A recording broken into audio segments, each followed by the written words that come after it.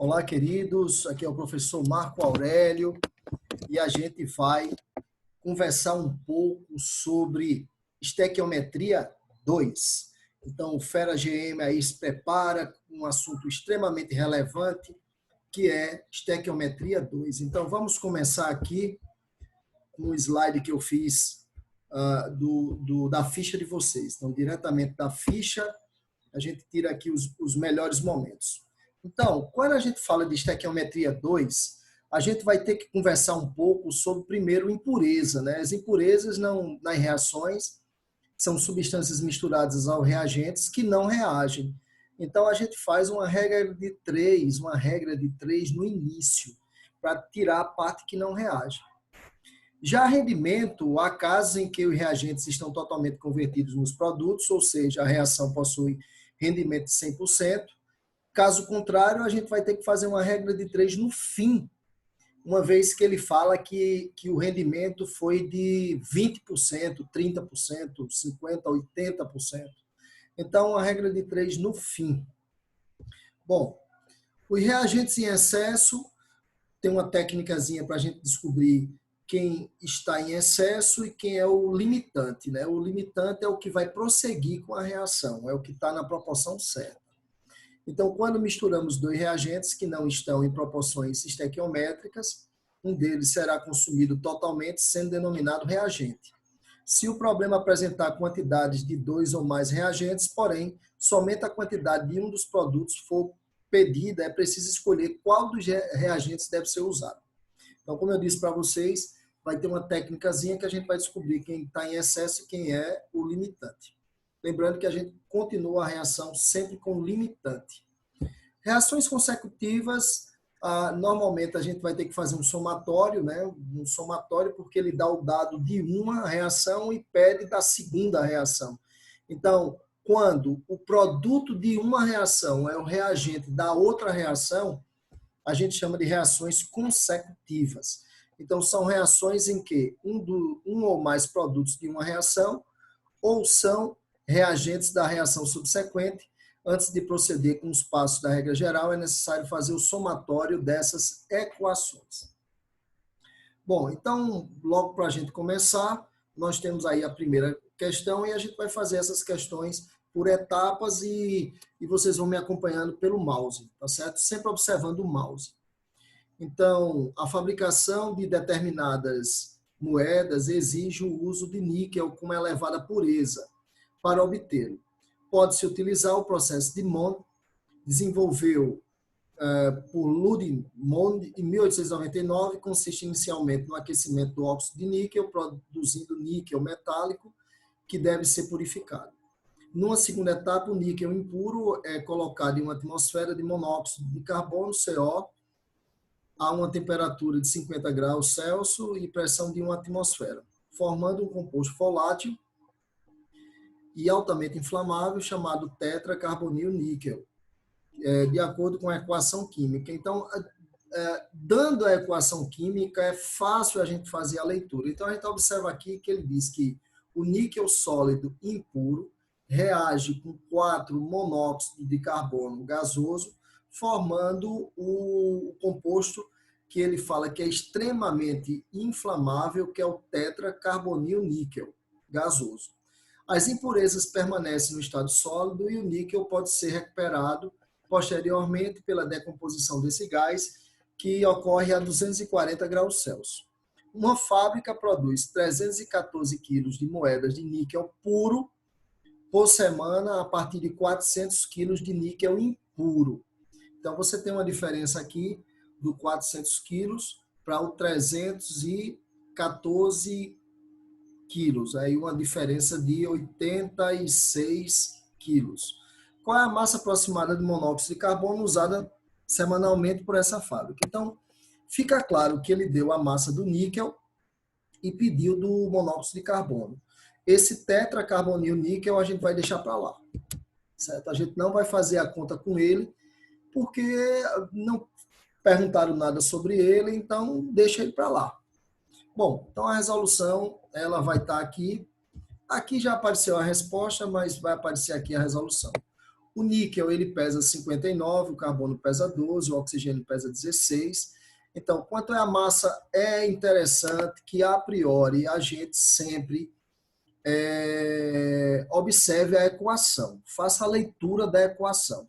Então, na tabela periódica, o níquel pesa 59. Então, o níquel pesa 59 quilos, porque a resposta está em quilo. Então, a gente vai fazer a nossa estequiometria em quilo. Se tivesse em gramas, a gente faria a nossa estequiometria em grama. Então, você tem aqui o níquel pesando 59, mais 4CO. CO é 12 do carbono, 16 do oxigênio, dá 28. Então, 4 vezes 28. 59, 4 vezes 28. Essa é a estequiometria. 314 é do níquel puro. Lembra que a impureza não reage. Lembra na teoria, a impureza tem que ser retirada. A impureza não reage. E ele já tinha retirado. A partir do momento que ele colocou lá 400 quilos e só reagiu 314, ele foi muito bom. A gente vai fazer a conta com 314. E aqui arma-se a regra de 3, extremos pelos meios. Você vai multiplicar 314 vezes 4 vezes 28 e vai dividir por 59 e a gente vai encontrar como resposta 600 quilos, dando como gabarito a letra D de dado. Então, primeira questão, letra D de dado. A segunda questão, ela fala que fitas de magnésio podem ser queimadas quando em contato com fogo e na presença de gás oxigênio. Durante a reação, pode-se observar a formação de um sólido branco e a liberação de uma luz intensa. Suponha que uma fita de magnésio de 3 gramas com 80% de pureza. Então, veja, logo de cara, eu queria que vocês observassem isso aqui. Ó. 3 gramas com 80% de pureza. Então, vocês vão ver que a gente vai precisar fazer o seguinte. 3 gramas é o todo. O todo equivale a 100%. 80% de 3 gramas dá 2,4. 80%. Se 3 gramas é 100%, 80%, X. Então, quando multiplica 80 vezes 3, 240, e divide por 100, dá 2,4. Então, a gente vai ter que fazer a conta com 2,4. Qual é a massa aproximada em gramas do sólido branco? Será igual a quanto? Então, vamos lá. A gente vai ver aqui ó, o magnésio sólido mais metade de O2, já que é O2, a gente tem que colocar sempre O2 gasoso, metade, para formar o óxido de magnésio, que é exatamente o pó branco que ele fala. O magnésio, na tabela periódica, ele pesa 24. O oxigênio aqui, a gente deixa ele para lá, a gente não vai fazer conta com ele, não precisa, a questão não pediu. E o óxido de magnésio, a gente soma o 24 mais 16, soma esses dois, dá 40. Então, a estequiometria é 24 para 40. E 2,4 saiu da onde? Saiu daqui, ó. 3 gramas é 100%, 80% de 3 dá 2,4. Então, esse 2,4 é exatamente sem a impureza, que é 0,6, isso aí cai fora, vai para o lixo. E a gente percebe claramente que, ó, 24, 2,4, 40 vai para 4. Ou se faz a regra de 3 por proporção extremos pelos meios, ou seja, 2,4 multiplica por 40 e divide por 24 para encontrar o 4. A lei de Proust diz que o que se faz com um reagente se faz com o outro. Então, se daqui para cá você dividiu por 10, daqui para cá você teria que dividir também por 10. É uma proporção constante, a lei de Proust. Muito bem. A questão 3, ele diz, a remoção de impurezas contidas na água turva da piscina de um condomínio deve ser realizada com a adição de sulfato de alumínio, seguida pela adição de hidróxido de cálcio. Com isso, forma-se uma substância gelatinosa, que é o hidróxido de alumínio, que se deposita no fundo do tanque com todas as impurezas, quer dizer, o lodo, né? Ele vai adsorvendo o lodo. O hidróxido de alumínio é uma base gelatinosa que adsorve, não é absorve, absorver é entrar, adsorver é quando se prende a nível de superfície. Então, ele vai absorver aí as partículas que estão em suspensão, vai ficar pesado e vai afundar, porque é o lodo, né? Forma o lodo. Então, para limpar Para limpar essa piscina, o condomínio utiliza 500 gramas de sulfato de alumínio, que é esse primeiro aqui, ó, o sulfato de alumínio, um sulfato de alumínio mais 3 hidróxido de cálcio, dando 3 sulfato de cálcio mais 2 hidróxido de alumínio. Então, são 500 gramas do sulfato com 500 gramas do hidróxido de cálcio. Qual o reagente limitante? Qual aquele que está em menor quantidade? Obviamente, se tem um limitante, o outro está em excesso da reação, e quanto de hidróxido de alumínio é formado. Então, vamos lá para a técnicazinha, porque aí você tem aqui o cálculo do excesso. Eu vou mostrar para vocês o jeito mais simples de descobrir quem é o excesso e quem é o limitante. E o jeito mais simples de descobrir é o seguinte. O sulfato de alumínio, ele pesa 342. A gente faz 2 vezes 27, o alumínio é 27. A preocupação de vocês, primeiro, é ver o peso, a massa molar da substância, antes de tudo, ver quanto é que pesa. Então, o sulfato de alumínio é 2 vezes 27. Aqui você tem o enxofre, que é 32, mais o oxigênio, que é 16. Então, 4 vezes 16, 64, mais 32, 96, multiplicado por 3, somado com 54, dá 342. O hidróxido de cálcio se faz do mesmo jeito, ó. Oxigênio é 16 mais 1, 17, 34, 34 mais 40, 74, vezes 3, dá 222. Então, tá aí. E aqui está a massa do hidróxido de alumínio, né? Que é 2 vezes 16 mais 1 vezes 3 mais 27, que dá o 78. Então, a priori, não tenha dúvida que a priori a gente vai ter que montar as massas molares. E aí, na própria questão, ele coloca que foram misturados 500 gramas, 500 gramas. Infelizmente, eu não posso somar 500 com 500 para dar 1.000. Isso não existe. Então, o que é que a gente faz? Primeira etapa, vamos descobrir quem está em excesso e quem é o limitante. Então, a gente multiplica em x. 500 multiplicado por 222, 500 multiplicado por 342. Quando você multiplica 500 por 342, dá 171.000. E 500 por 222 dá 111.000. Então, onde foi que teve a multiplicação maior?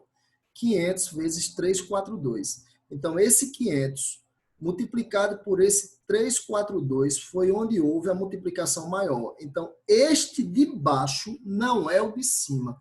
O de cima é a massa molar. Ela não está em excesso. A estequiometria está corretíssima. É o de baixo.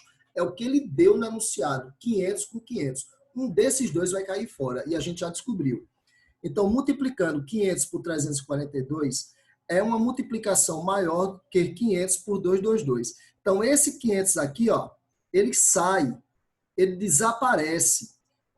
Nesse momento, a gente acabou de descobrir que o hidróxido de cálcio está em excesso. Está sobrando, está fora de proporção. Nós não iremos mais fazer a conta com ele. Quem é o limitante? O sulfato de alumínio, que deu a multiplicação menor. Então, para fazer essa estequiometria daqui, para descobrir esse X da outra substância como produto, tem que ser com sulfato de alumínio. Não pode ser com hidróxido de cálcio. Então, indo para a segunda etapa, aí na segunda etapa, agora a gente vai fazer a estequiometria com o limitante.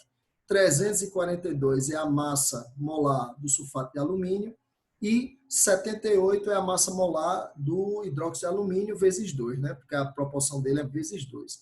500 gramas vai ter X, e aí a gente encontra como resposta 228. Bom, então voltando lá para a pergunta, ele pergunta para vocês qual é o reagente limitante, a gente descobriu que foi o hidróxido de cálcio, e quanto se formou do hidróxido de alumínio, que foi o 222, que você tem que fazer a conta com o limitante, não quem está em excesso. Mais uma. As reações químicas ocorrem sempre em uma proporção constante, a lei de Prost, que corresponde ao número de mol indicado pelos coeficientes da equação química. Se uma das substâncias que participa da reação estiver em quantidade maior que a proporção correta, ela não será consumida totalmente, ela vai sobrar, ela está em excesso. Essa quantidade de substância que não reage é chamada excesso.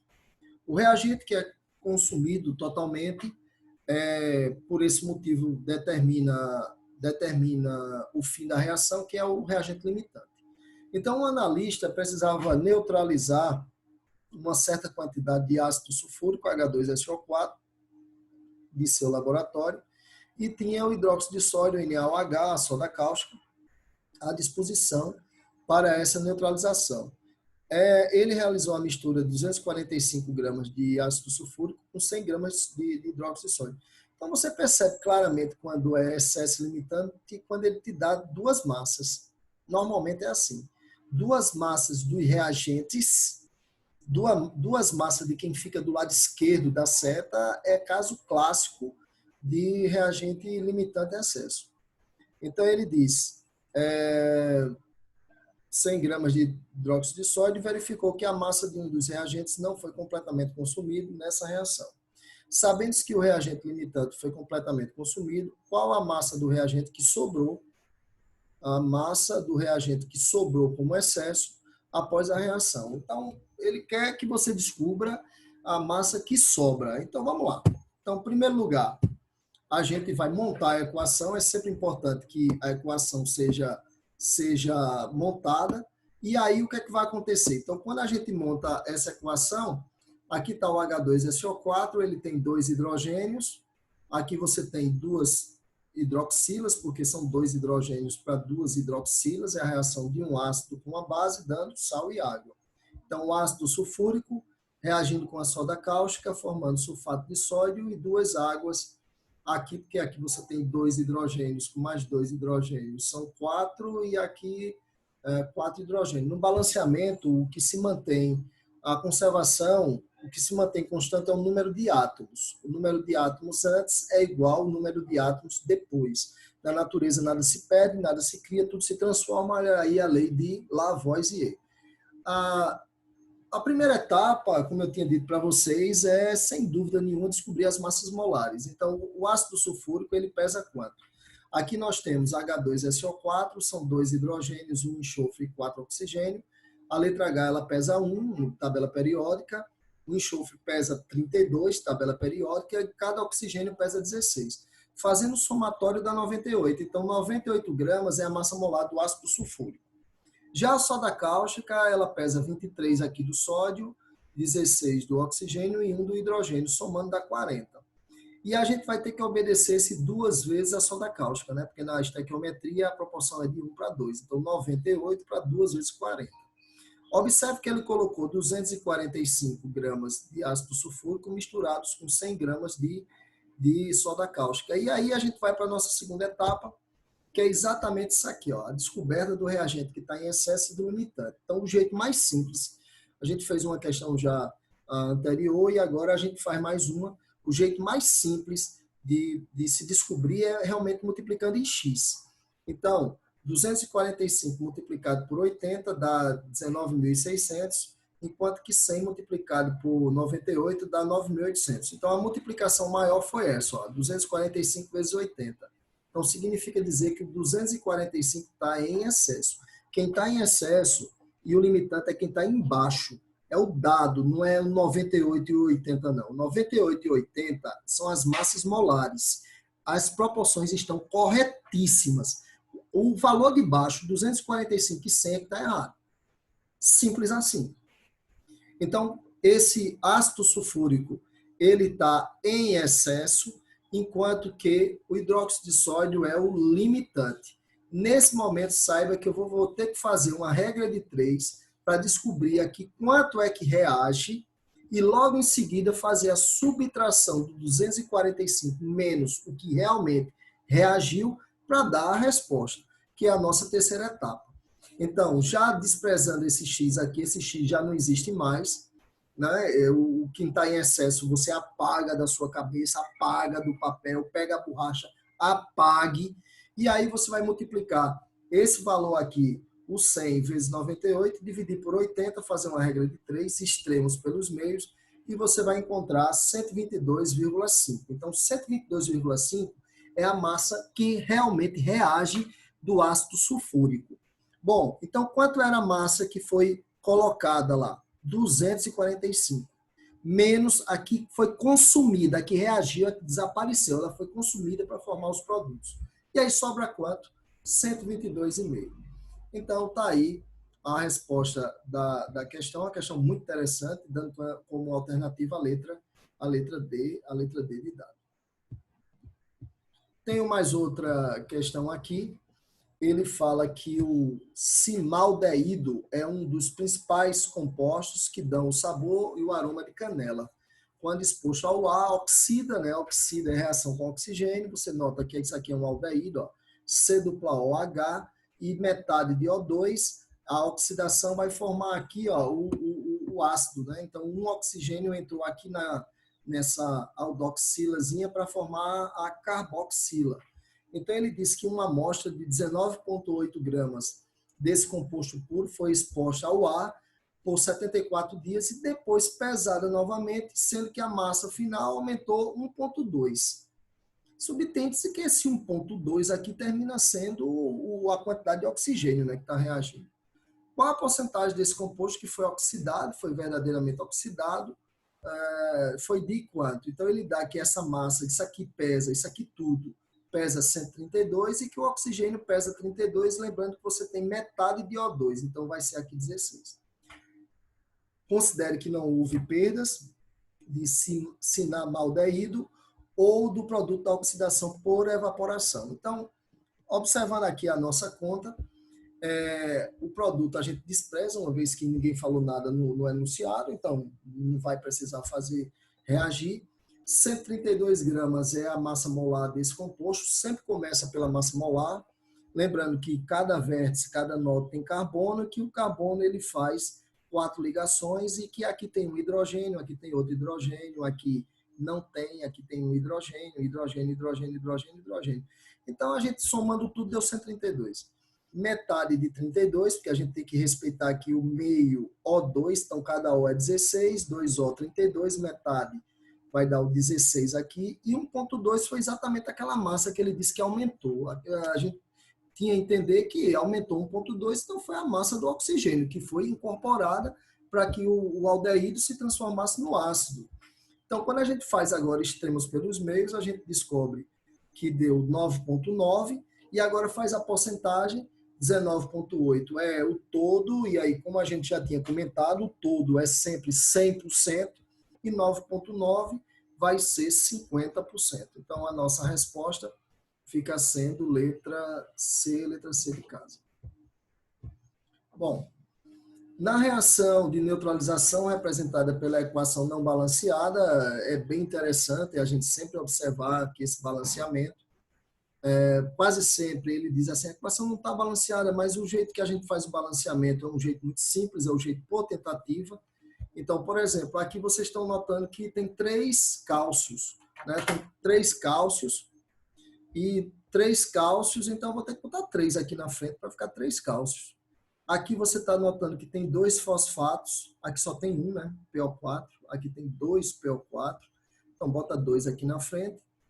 E aí, quando a gente coloca 3 aqui e 2 aqui, aí fica 6 hidrogênios. Ó, aqui tem 2 hidrogênios com 3, aqui também vai ter 2 mais 3, 6, 12. Então, 6 águas, porque C vezes 2, 12. Então, tá aqui o balanceamento, já fica fácil da gente perceber que, em primeiro lugar, foi o balanceamento. Como eu disse para vocês, esse 3 ele veio aqui para frente. O que é índice vira coeficiente. Fica 3CA. E esse 2 aqui, ó, vem aqui para frente. E aí você percebe que agora são 6 hidrogênios, 2 vezes 1, vezes 3, 6. 6 mais 6, 12. Então, já que aqui não tem hidrogênio, 12. Então, vamos lá. 3 vezes 74, porque 74 é a massa molar. Oxigênio mais hidrogênio dá 17. 16 mais 1. Vezes 2. Dá 34, com mais 40, 74. Esse 3 é porque são 3 moléculas, a gente tem que respeitar sempre esse coeficiente. E aqui você vai ter 31, o fósforo é 31, 4 vezes 16 dá 64, mais 3 dá 98, respeita aqui o 2. Observe que ele colocou 444 e 294. Então, quando ele sempre dá duas massas dos reagentes, ou seja, quem está do lado esquerdo da seta, olha a seta, os reagentes e o produto, então a gente vai descobrir quem estava em excesso. O jeito mais simples, como eu já disse para vocês, é multiplicar em x. Então, 294 multiplicado por 3 vezes 74 deu 65.268. E 444 vezes 2 vezes 98 deu 87.024. 87.024. É óbvio que quem deu mais foi 444 vezes 298. Então, esse daqui está em excesso, enquanto que esse aqui do lado se chama limitante. Então, se ele está em excesso, a gente vai desconsiderar. Quando eu boto um X, é porque apague. Você tem que apagar. Apagar, apague. Pega a caneta, apague. Esse número aqui, ele não existe mais aqui. Acabou, está fora. A gente vai ter que fazer a conta com 294. Volto a lembrar. Quem está em excesso, quem é o limitante, é sempre o de baixo, os valores que ele deu. Não é esse valor de cima, não. Esse valor de cima é a massa molar. A massa molar está corretíssima, é o peso da molécula, está correto. Não pode estar em excesso limitante os valores que deu em cima, não. Só os de baixo, os dados de baixo. Então, a gente vai fazer a conta agora, calcular a massa que sobra, né, do hidróxido de cálcio. Então, fazendo a regra de 3, 294, lembro que esse é o limitante, vezes 3 vezes 74, dividido por 2 vezes 98, já que a gente está fazendo meios pelos extremos, a gente chega no 333. Então, a massa real aqui que vai participar do processo é 333. Bom, então vamos lá. O início ele disse que colocaram 444, a gente descobriu que reage 333 e a diferença é exatamente o que sobra. E sobra lá junto os produtos. O excesso de hidróxido de cálcio vai formar-se, vai sobrar junto do produto da reação. Então, fica como resposta a letra, essa pergunta fica sendo exatamente a letra D de dado. Então, letra D de dado vai ser a resposta aí da nossa querida questão. Bom, a reação de ustulação da pirita pode ser representada pela equação a seguir, e aí você tem a ustulação é quando os sulfetos são oxidados, e como o ferro não é um metal nobre, forma óxido e o SO2. Esse SO2 aqui é o que provoca um dos que provoca a chuva ácida, né? Porque o SO2 vai ser oxidado a SO3 e o SO3 com a água forma ácido sulfúrico.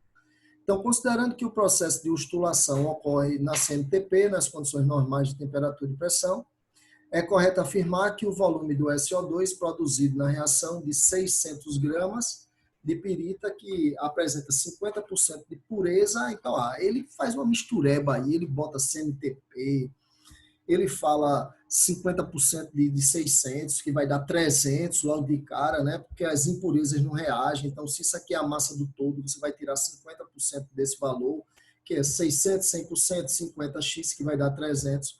Então, a gente vai armar aqui, ó, 4 vezes 120, lembrando que 120 é 56 mais 64. Aqui não vai utilizar, isso aqui não vai utilizar porque a questão não falou nada. E aqui nós temos 8 vezes 22,4, que é o volume do gás na CMTP. Poderia também ser 22,7, vai depender também da idade da questão. Depende da prova, tem prova que coloca 22,4, as condições normais, e tem prova que bota 22,7. As condições normais de temperatura e pressão, a temperatura vai ser 0 graus Celsius e a pressão vai ser 1 atm. Então, o que é que vai acontecer? A gente vai multiplicar esse por esse, está aqui, ó, 600, ou melhor, 600 é 100%, 50% de 600 é 300, o 300 ele vem para cá para o sulfeto, esse sulfeto aqui de ferro. Fazendo a regra de 3, a gente vai encontrar como resposta, fazendo extremos pelos meios, 300 vezes 8 vezes 22,4 dividido por 4 vezes 120, você encontra como resposta 112, e aí o gabarito fica 112. Então, meus amigos, a gente viu um assunto conhecido como estequiometria 2, aí colocou os casos e fez algumas questões, e até a próxima.